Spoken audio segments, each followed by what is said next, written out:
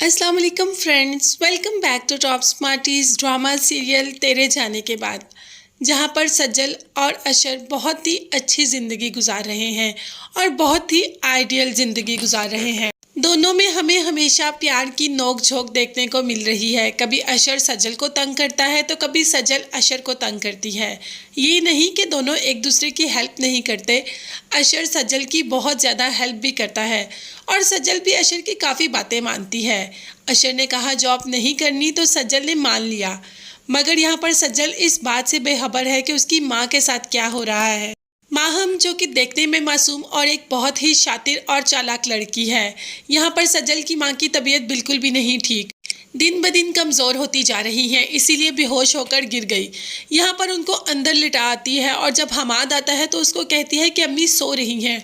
हमाद थोड़ा परेशान भी हो जाता है कि अम्मी इतनी देर तक तो नहीं सोती। माहम ये तो बताती ही नहीं कि अम्मी बेहोश होकर गिर गई। वो जानती है कि अगर वो ये बताएगी तो हमाद फिर परेशान हो जाएगा और सारी रात अपनी माँ के पास ही बैठा रहेगा।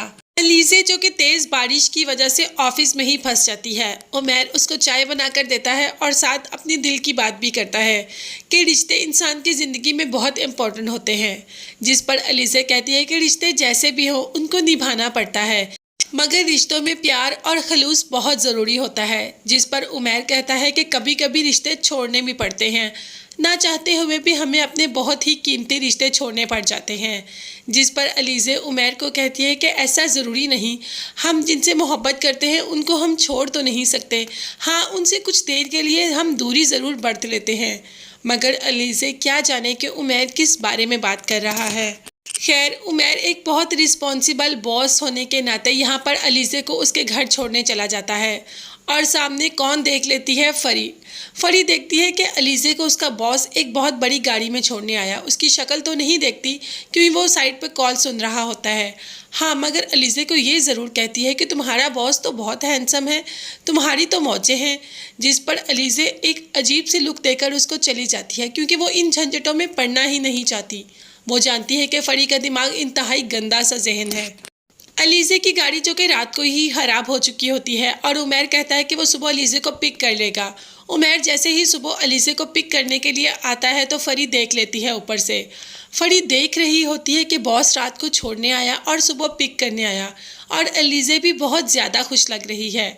अब हर कोई फरी जैसी सोच थोड़ी रखता है, इसीलिए तो जब अलीज़े ऑफिस से वापस आती है तो उसको कह ही देती है कि तुम्हारे बॉस के साथ कोई चक्कर चल रहा है।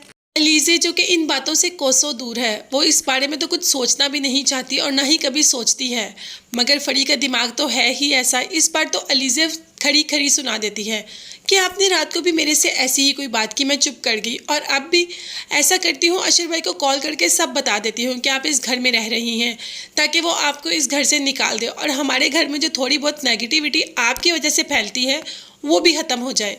ये कहकर अलीज़े तो वहाँ से चली जाती है, मगर फरी काफ़ी देर तक सोचती रहती है कि ये मुझे क्या कह गई, इसकी शिकायत तो मैं अम्मी से लगाऊंगी। इसीलिए तो फरी जाकर माँ को सारा कुछ बता देती है तो माँ के दिल में कोई और ही ख्याल आने शुरू हो जाते हैं कि क्यों ना अलीज़े की शादी उसके बॉस से ही करवा दे।